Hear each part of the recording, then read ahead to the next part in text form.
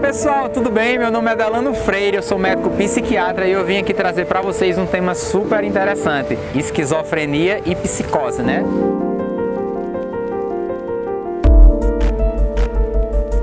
Para falarmos sobre esquizofrenia, nós temos que primeiro entender o que seria a psicose. A psicose nada mais é do que a quebra da realidade, né?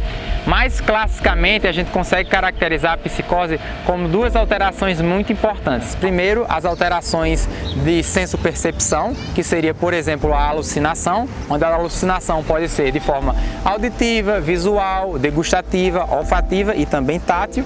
E outro seria os delírios, né? Os delírios nada mais é do que a alteração do conteúdo de pensamento. E aí existem vários tipos de delírios: delírio de perseguição, delírios místicos, delírio de cunhos religiosos. Então, claro, na esquizofrenia tem os sintomas psicóticos, né? Eu vou dar um exemplo claro para vocês conseguirem entender um quadro de um paciente com um transtorno de esquizofrenia e no quadro psicótico agudo, mostrando que o paciente está com sintomas psicóticos. Um exemplo muito claro foi uma vez eu atendi na emergência do Pinel, lá no Rio de Janeiro, quando eu ainda era estudante de psiquiatria, e simplesmente chegou um paciente lá, onde ele falava muito baixinho comigo, com a mão na boca, para que ninguém conseguisse entender ele falando e nem pudesse ver ele de forma adequada, a fala dele, a forma como ele se expressava.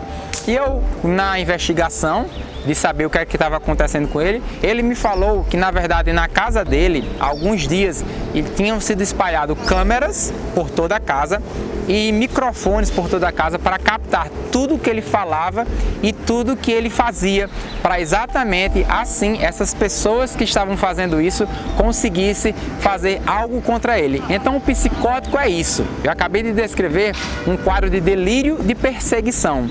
O psicótico, ele quebra a realidade. O que ele vive dentro da cabeça dele é real. Para ele, aquilo é vívido e real.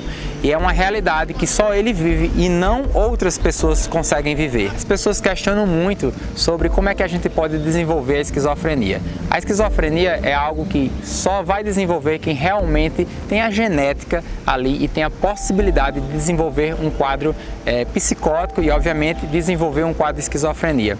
Mas antes disso, há muitos pacientes que, mesmo tendo a genética, eles não vão desenvolver esse quadro. Mas há maneiras de como ele aumente a probabilidade de desenvolver um quadro psicótico e ter uma abertura de um quadro de esquizofrenia, como, por exemplo, as drogas. As drogas são altamente psicotizantes, então drogas como maconha, como cocaína, como crack, são elementos que, se as pessoas utilizarem, elas podem sim apresentar uma abertura de um quadro psicótico e, obviamente, a abertura de um quadro de esquizofrenia. Então, toda a orientação que é feita hoje em dia, principalmente em jovens, é que eles possam não utilizar esse tipo de entorpecente, porque sim, eles podem apresentar uma abertura de um quadro de esquizofrenia. Para fazer o tratamento desses quadros de esquizofrenia, é muito interessante que a gente utilize uma classe de medicação chamada antipsicóticos.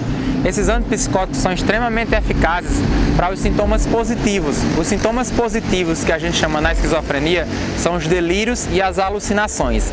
Infelizmente, a psiquiatria ainda não evoluiu tanto para tirar os sintomas negativos. Os sintomas negativos seriam as perdas cognitivas que o paciente vai tendo, a perda de entendimento de mundo que o paciente vai tendo com o passar do tempo, né, com o passar dos anos com esse quadro clínico de esquizofrenia, e também aquele embotamento afetivo. O paciente esquizofrênico, com o passar do tempo, apresenta aquele olhar vago que a gente identifica claramente quando chega dentro de um hospital psiquiátrico e sabe de longe, de cara, pela experiência clínica, que aquele paciente tem esquizofrenia. Então é muito interessante, né, esperar, né, que no futuro próximo a medicina consiga evoluir para que medicações atuem no cérebro e tirem esses sintomas negativos.